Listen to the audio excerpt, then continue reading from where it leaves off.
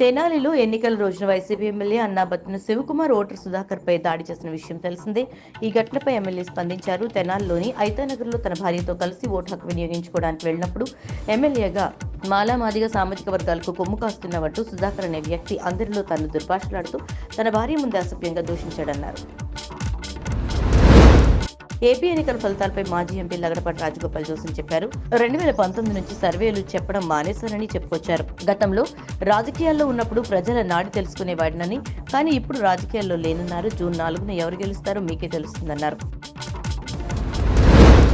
దేశవ్యాప్తంగా లోక్సభ ఎన్నికల హడావిడిలో భాగంగా రాజకీయ పార్టీలన్నీ భారీ స్థాయి ప్రకటనలు ఇస్తున్నాయి. ఈ క్రమంలో ఢిల్లీ సీఈఓ వద్ద ఆమోదం కోసం వచ్చిన యాడ్ అప్లికేషన్స్ లో బీజేపీకి చెందినవే ఎక్కువగా ఉన్నట్లు తెలిసింది. ఢిల్లీలో మార్చి 13 నుంచే మే 8 వరకు బీజేపీ 2084 పొలిటికల్ యాడ్ల ఆమోదం కోసం 517 దరఖాస్తులు చేసుకుంది. కాంగ్రెస్ 349 యాడ్ల కోసం 118 అప్లై చేసింది. తాను ముస్లింలకు వ్యతిరేకని కాదన్నారు ప్రధాని మోదీ. ఓ జాతీయ మీడియాకి ఇచ్చిన ఇంటర్వ్యూలో ఆయన మాట్లాడారు. ఉద్దేశపూర్వకంగా తన ప్రతిష్టను దిగజార్చడానికి ప్రయత్నాలు జరుగుతున్నాయన్నారు. తనకు చాలా మంది ముస్లిం స్నేహితులు ఉన్నారన్నారు. 2002 తర్వాత తనను ముస్లిం వ్యతిరేక ప్రతిపక్షాలు చిత్రీకరిస్తున్నాయన్నారు. ప్రధాని మోదీకి కాంగ్రెస్ చీఫ్ మల్లికార్జున ఖర్గే ప్రశ్నల వర్షం కురిపించారు. యువతకు ఏటా 2 కోట్ల ఉద్యోగాలు ఇస్తామని హామీ ఇచ్చారు. దాన్ని నిలబెట్టుకున్నారా అని ప్రశ్నించారు. పెరుగుతున్న పెట్రోల్, డీజిల్, గ్యాస్, గోధుమల ధరల గురించి ఏమంటారని నిలదీశారు. ఢిల్లీ మద్యం కుంభకోణం కేసులో మరో కీలక పరిణామం చోటు చేసుకుంది. సప్లిమెంటరీ ఛార్జ్షీట్ లో ఆప్ పార్టీని నిందితుల జాబితాలోకి చేర్చుతామని ఈడీ మంగళవారం ఢిల్లీ హైకోర్టుకు తెలిపింది.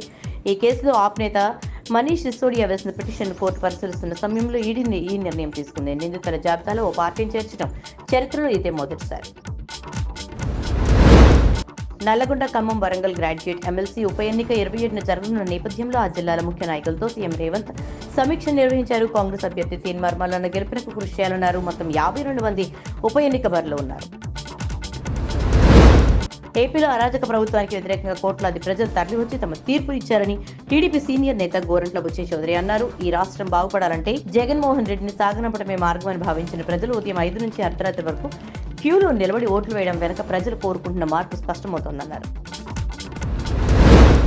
తెలంగాణలో లోక్సభ ఎన్నికల తుది పోలింగ్ వివరాలను రాష్ట్ర ఎన్నికల ప్రధాన అధికారి వికాస్ రాజ్ వెల్లడించారు. రాష్ట్రంలో పోలింగ్ శాతం 65.67% పెరిగిందన్నారు. అత్యధికంగా భువనగిరిలో 76.78% పోలింగ్ నమోదైందని, అత్యల్పంగా హైదరాబాద్లో 48.48% నమోదైనట్లు ప్రకటించారు. నర్సాపూర్ అసెంబ్లీ సెగ్మెంట్లో అత్యధికంగా 84.25%, మల్క్పేట అసెంబ్లీ సెగ్మెంట్లో అత్యల్పంగా 42.76% నమోదైందన్నారు.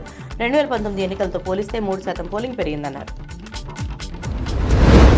టెలికాం సంస్థలు ఎన్నికల తర్వాత బిల్లులను పెంచాలని ప్లాన్ చేస్తున్నట్లుగా యాక్సిస్ క్యాపిటల్ వెల్లడించింది. 25% వరకు ఛార్జీలు పెంచి యూజర్ల నుంచి వచ్చే సగటు ఆదాయాన్ని పెంచుకోవాలని సంస్థలు భావిస్తున్నట్టు తెలిపింది. అయితే యూజర్లపై పెద్దగా భారం పడకపోవచ్చని యాక్సిస్ క్యాపిటల్ అంచనా వేసింది.